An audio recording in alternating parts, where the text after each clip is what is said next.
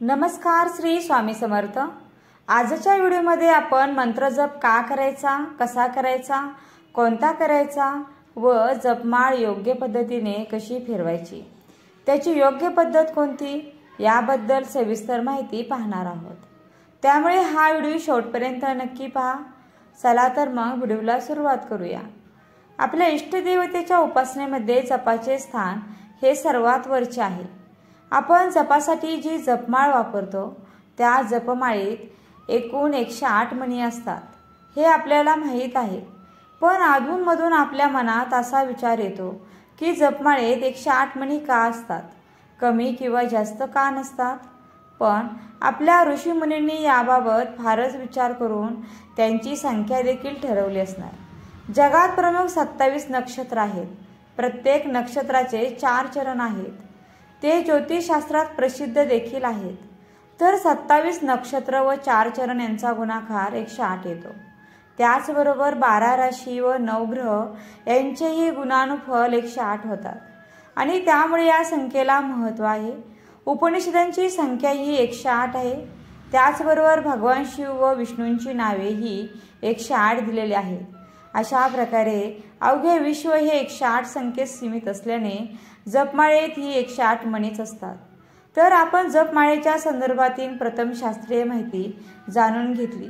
पण सध्याच्या परिस्थितीचा विचार करता मला असंही वाटतं की जपमाळेमध्ये 108 मणी असण्याचे आणखीही कारण असावं। ते म्हणजे आपल्याला माहीत आहे की एखादा मोठा अपघात झाला किंवा मेडिकल इमर्जन्सीची गरज पडली की आपण एक नंबर डायल करतो ॲम्ब्युलन्ससाठी आणि तो नंबर असतो 108। म्हणजे अपघात झाल्यावर आपल्याला 108 नंबर डायल करावा लागतो। पण भगवंतांच्या नामस्मरणांचा नामजप जर 108 हा नंबर आपण अगोदरच डायल केला तर अपघात होणारच नाही। आणि म्हणूनच की काय जपमाळेत 108 मणी असतील आणि त्यामुळे अपघात झाल्यावर 108 नंबर डायल करण्यापेक्षा होऊच नये म्हणून जपमाळेचा 108 नंबर डायल केलेला केव्हाही चांगला। तुम्हाला ते पटेल अथवा नाही मला माहीत नाही, पण आपण आपल्या इष्टदेवतेचा दररोज जर का श्रद्धेने नामजप केला तर आपला भगवंत नक्कीच आपल्याला अडचणीतून मुक्त करेल। आता आपण जप कोणता करावा याबद्दल एक स्वामींची कथा पाहणार आहोत। एक दिवशी बाळप्पा महाराज भल्या पहाटे 4 वाजता जपाची माळ घेऊन आपल्या इष्टदेवतेचा जप करत बसलेले असतात। त्यावेळी तेथेच बाजूला राजपलंगावर स्वामी बसलेले होते व शिवबाई सेवेकरी खाली बसून स्वामींची सेवा करत होती। अशाच काहीच गोष्टींची चर्चा चालू असताना शिवबाई स्वामींना विचारते, बाळप्पा महाराज काय करत आहे म्हणायचं। त्यावेळी स्वामी हसतात आणि बाळप्पाकडे बघत शिवबाईंना म्हणतात, अगं तो तर तरड विणतो आहे। पण स्वामींच्या बोलण्याचा अर्थ काय शिवबाईंना समजलाच नाही। इकडे बाळप्पाही विचारात पडतो आणि मात्र तो म्हणतो, मी तर माझ्या इष्टदेवतेचा जप करत आहे, तर स्वामी त्याला तरड का बरे म्हणत असतील। तो बराच वेळ विचार करतो, पण त्याला स्वामींच्या बोलण्यातील अर्थ काही केल्या समजत नाही। पण दिवसभर विचार केल्यामुळे बाळप्पाच्या मनात एक विचार येतो। स्वामी म्हणाले की मी तरट विणतो आहे, पण तरटाचा तसा काही उपयोग नाही, म्हणजे आपण जो का जप करत आहोत त्याचा काही उपयोग नसावा असं स्वामींना सुचवायचं असेल। असं म्हणून तो मनाशी ठरवतो की उद्यापासून आपण स्वामींचे नाव घेऊया आणि त्यांच्याच नावाचा जप करूया। दुसऱ्या दिवशी ठरलेल्या वेळेला बाळप्पा परत जपाला बसतात। आता मात्र ते श्री स्वामी समर्थ हा जप चालू करतात। समोर स्वामी बसलेले असतात, बाजूला शिवबाई बसलेली असतात आणि त्यावेळी स्वामींना शिवबाई प्रश्न विचारते, आज बाळप्पा काय करत आहेत। त्यावर स्वामी अगदी प्रसन्न मुद्रेने उत्तर देतात, आज बाळप्पा कांबळी विणत आहे। स्वामींचे हे उत्तर ऐकून बाळप्पाचा चेहरा खुलतो, त्याला स्वामींच्या बोलण्याचा अर्थ उमगतो आणि मग काल आपण जो जप केला स्वामी त्याला तरट म्हटले, पण आजच्या जपाला स्वामींनी कांबळीची उपमा दिली, म्हणजेच तरटापेक्षा कांबळी उपयोगाची असते। याचाच अर्थ स्वामींनी श्री स्वामी समर्थ या मंत्राला स्वतःच मान्यता दिली। त्यामुळे तिथून पुढे श्री स्वामी समर्थ हा षडाक्षरी मंत्रच बाळप्पांसाठी सर्वस्व झाला आणि या जपाच्या सामर्थ्यामुळेच बाळप्पाच्या बेंबीतून एक विषाची पुडी बाहेर पडली आणि बाळप्पाचा जीव वाचला। आपल्याला श्री स्वामी समर्थ मंत्र हा प्रत्यक्ष स्वामींनीच दिलाय आणि त्यामुळे त्याची ताकद प्रचंड आहे आणि म्हणूनच आपण सर्वांनी आपल्या जीवनात स्वामींचं अधिष्ठान करून फक्त श्री स्वामी समर्थ हा षडाक्षरी मंत्र आपण श्रद्धेने जपला तर नक्की स्वामी तुम्हाला जपतील। यासाठी स्वामी चरित्र सारामृत या ग्रंथामध्ये 14व्या अध्यायात एक ओवी येते आणि ती म्हणजे श्री स्वामी समर्थ हा षडाक्षरी मंत्र प्रीतीने जपावा अहोरात्र तेने सर्वार्थ पाविजे। म्हणजेच स्वामी समर्थ हा षडाक्षरी मंत्र आपण प्रीतीने व श्रद्धेने जर जपला तरी आपल्याला सगळं काही मिळू शकते। वरील कथेवरून तुम्हाला जप कोणता करायचा व का करायचा याचे उत्तर नक्कीच मिळाले असेल। आता आपण जपमाळ कशी करावी हे पाहणार आहोत। जप करताना जपमाळेचे खूप महत्त्व आहे। मण्यांच्या माळेविना जप आणि पाण्याच्या स्पर्शाविना तहान हे दोन्हीही निष्फळ समजलं जातं। त्याचबरोबर माळेच्या मण्यामुळे जप किती झाला याचा साधारणतः हिशोब देखील लक्षात येतो।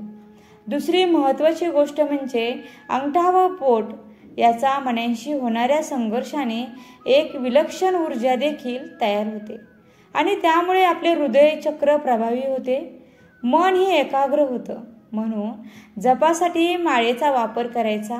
आपण जपासाठी तुळशीची माळ, स्फटिकाची माळ, रुद्राक्षाची माळ किंवा सुवर्ण माळही वापरू शकतो, पण रुद्राक्षाची माळ सर्वश्रेष्ठ समजली जाते। याचं कारण म्हणजे श्री गुरुचरित्र या ग्रंथात रुद्राक्ष माळेवर जप करण्याचे महत्त्व दिलेलं आहे, ते आपण पाहूया। कोटी गुणे सुवर्णमाला कुश रुद्राक्ष अनंत फला जप करा तुम्ही निश्चला गोप्यमाला धरुणी। या ओवीत असे सांगितले आहे की जर तुम्ही सुवर्णाची माला घेऊन जप केला तर त्याचे कोटी गुण फल असेल, पण मात्र तुम्ही रुद्राक्षाची माला घेऊन जर जप केला तर त्याचे फल हे अनंत पटीने असेल। आता जप करताना माळ कशी पकडावी व कोणत्या बोटाने मणी ओढावा याची आपण माहिती घेऊया। जप करताना उजव्या हातात माळ घेऊन आपल्या उजव्या हाताचा अंगठा व करंगळी शेजारील बोट म्हणजेच अनामिका या दोन्हींच्या चिमटीवर माळ पकडावी व मधल्या बोटाने अगदी सावकाश व पूर्ण श्रद्धेने एक एक मणी ओढत पूर्ण श्रद्धेने स्वामी समर्थ हा जप करावा। मणी ओढताना आपल्या हाताच्या तर्जनीचा वापर करू नये, कारण तर्जनी हे गुरूंचं बोट आहे व गुरूंच्या बोटाचा स्पर्श मणी ओढताना करायचा नसतो। जप करताना एक एक मणी ओढून 108 मणी संपले की मेरुमणी येतो। जप करताना कधीही मेरुमणी ओढायचा नसतो। मेरू मण्याच्या जवळ आल्यावरती माळ अंगठ्यावर घ्यावी व उलट फिरवावी व परत पुढे न जाता पहिल्यापासून एक एक मणी ओढत जप करावा। म्हणजेच जेवढ्या वेळा आपण जप करू तेवढ्या वेळा मेरुमण्याच्या जवळ आलो की आपण माळ फिरवून घ्यावी। आता मेरुमणी का ओलांडायचा नाही याचेही उत्तर श्री गुरुचरित्र या ग्रंथामध्ये दिलेलं आहे। चला आपण तेही पाहूयात। जप करिता नुल्लेगिजे मेरू पाप बोलेचे अपारू प्राणायाम केला त्रिवारू मेरू लंगिले पाप जाय। आपल्याला हे पातक लागू नये म्हणून आपण मेरुमणी जवळ आला की माळ फिरवून घ्यावी आणि त्यामुळे मेरुमणी ओलांडायचा नाही। यानंतर जपमाळे संबंधी आणखी महत्त्वाची माहिती म्हणजे जपाची माळ कधी गळ्यात घालू नये व गळ्यात घातलेल्या माळेने कधीही जपासाठी वापर करू नये। जपाची माळ कधीही जमिनीवर ठेवू नये। जप करताना नेहमीच ताठ बसावे। जप करताना नेहमी डोळे मिटावे। डोळे मिटणे जर शक्य नसेल तर देवाकडे एकाग्रतेने पाहत स्पष्ट उच्चारात जप करावा आणि जप नेहमी एकाग्रतेने करावा। जपामुळे जी मनशांती मिळते ती दुसरी कशातही मिळणार नाही। मला आता महत्त्वाची गोष्ट तुम्हाला सांगायची आहे की जप करतानाची जी माळ असते ती कुठलीही असू द्या, तुळशीची असू द्या, रक्तचंदनाची असू द्या किंवा रुद्राक्षाची असू द्या, पण आपण त्या जपाच्या माळेवर जप करतो म्हणजे आपण मंत्र करतो आणि तसे तसे ते माळ सिद्ध होत जाते। त्यामुळे आपली माळ शक्यतो दुसऱ्या कोणाला देऊ नये आणि जर दिली त्यांना ती वापरायची असेल तर गंगेचं पाणी किंवा शुद्ध पाण्यात एक रात्र त्यामध्ये चार्ज करावी आणि मग दुसऱ्या कोणालाही वापरायला द्यावी। तसेच जपमाळ कधीही पोटाच्या खालच्या भागाला लागून देऊ नये किंवा नाक किंवा जमीन या भागांना देखील लागून देऊ नये। माळेचे पावित्र्य राखावे। पोटाच्या खालचा भाग अशुद्ध मानला जातो आणि नाकाला जमिनीला तर माळ बिलकुलही लावायची नसते। तुम्ही हेल्दी असाल, निरोगी असाल तरच हे सर्व तुम्ही अटी म्हणण्यापेक्षा जे नियम आहेत ते करू शकता। पण नाहीतर तुम्हाला जिथं आणि जसं जमेल तसा तुम्ही जप करू शकता। पण तुम्हाला काही फळ हवं असेल यातून किंवा काही तुमची एखादी इच्छा पूर्ण करायची असेल, बरे ती संतान प्राप्तीची असू द्या, नोकरीची असू द्या, कोणत्याही विषयांची समस्या असू द्या, तर मात्र तुम्ही हेल्दी असाल तर मी तुम्हाला सांगितल्याप्रमाणे तुम्ही जप करावा। त्याचबरोबर जपाची माळ कधीही खुंटीला किंवा खिळ्याला अडकवून ठेवू नये। जपाची माळ नेहमी पूजा घरात एका डब्यात पूजेच्या साहित्याजवळ ठेवावी।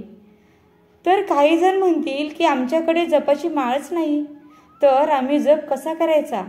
याचेही साधे आणि सोपे उत्तर आहे आणि ते म्हणजे तुम्ही जप करण्यासाठी स्वामींसमोर बसा व एक उदबत्ती लावा व स्वामींचा प्रेमाने श्रद्धेने जप करा। तुमची हाक स्वामीपर्यंत नक्कीच पोहोचेल। जप शक्यतो ब्रह्मांड मुहूर्तावर करावा, म्हणजे पहाटेचा करावा, तेव्हा देवी देवतांचा आशीर्वाद आपल्याला मिळतो। नसेल जमत तर तुम्ही दुपारी, संध्याकाळी, रात्री झोपताना कधीही करू शकता। आता जप काय केल्याने तो सिद्ध होतो आणि कशा प्रकारे करावा आणि कसा केला जातो हेही मी तुम्हाला समजून सांगते। एक, जपाची पहिली पद्धत आहे वाचिक। वाचिक म्हणजे मोठ्याने केलेला जप। त्याने आपल्याला थोडेसेच फळ मिळते। आता जपाची दुसरी पद्धत आहे ती आहे पुटपुटत केलेला जप, जो तोंडातून हळूहळू आवाज काढणे। यामुळे आपल्याला याचं सामान्य फळ मिळते, म्हणजेच याचं फळ आपल्याला मध्यम फळ मिळते। जपाची तिसरी पद्धत आहे ती आहे मानसिक जप। मानसिक जप म्हणजे मनातल्या मनात केलेला जप। याचे सहस्रपटीने फळ किंवा लाभ मिळतो। जपाची चौथी पद्धत आहे परावाणी जप। जपासाठी सर्वात जास्त कष्ट करावे लागतात। कष्ट करावे लागतात म्हणजे प्रत्येक श्वासागणिक आपल्याला नामस्मरण करावे लागतात आणि याचे फळ मात्र आपल्याला कोटी कोटीने मिळत असते। आता आपण हे जपाचे प्रकार पाहिले। या जपाच्या प्रकाराबरोबरच जपामध्ये 3 गोष्टी खूप गरजेच्या आहेत। एक सातत्य, दुसरा नियम आणि तिसरा आहे श्रद्धा। या 3 गोष्टी जर असतील तर जपाचा फायदा मिळतो। सातत्य का ठेवायचं? दररोजच जी गोष्ट कराल तर तिची सवय तुम्हाला लागेल आणि ती चांगली असते। दुसरा नियम म्हणजे मी यावेळेस ही गोष्ट करणार, हा झाला नियम। आणि श्रद्धा म्हणजे श्रद्धेशिवाय कोणतीही गोष्ट शक्य नाही। हे स्वामींनी तारक मंत्रात देखील सांगितलेलं आहे। जप ही अशी गोष्ट आहे जे तुमच्या आयुष्याचं पूर्ण चित्र बदलून टाकेल आणि आयुष्य तुमचं एकदम सफल करून टाकेल। ग्रहण काळामध्ये जर आपण जप केला तर तो खूपच चांगला असतो। मात्र जप करा, जमेल तेवढा रोज 11 वेळा तुम्ही जप करण्याचा प्रयत्न करा आणि जप केल्यानंतर तुम्हाला काय वाटतंय, कसं वाटते हेही मला कमेंटमध्ये सांगायला विसरू नका। तर मी या व्हिडिओच्या माध्यमातून जपासंदर्भातील प्रश्नांची उत्तरे देण्याचा छोटासा प्रयत्न केलेला आहे। तुमच्या मनात अजूनही काही शंका असतील तर नक्कीच कमेंटमध्ये सांगायला विसरू नका। तुम्हाला हा व्हिडिओ उपयुक्त वाटला असेल तर लाईक करा, व्हिडिओला शेअर करा। व्हिडिओ शेवटपर्यंत पाहिल्याबद्दल मी तुमचे मनापासून खूप खूप आभारी आहे। धन्यवाद। श्री स्वामी समर्थ।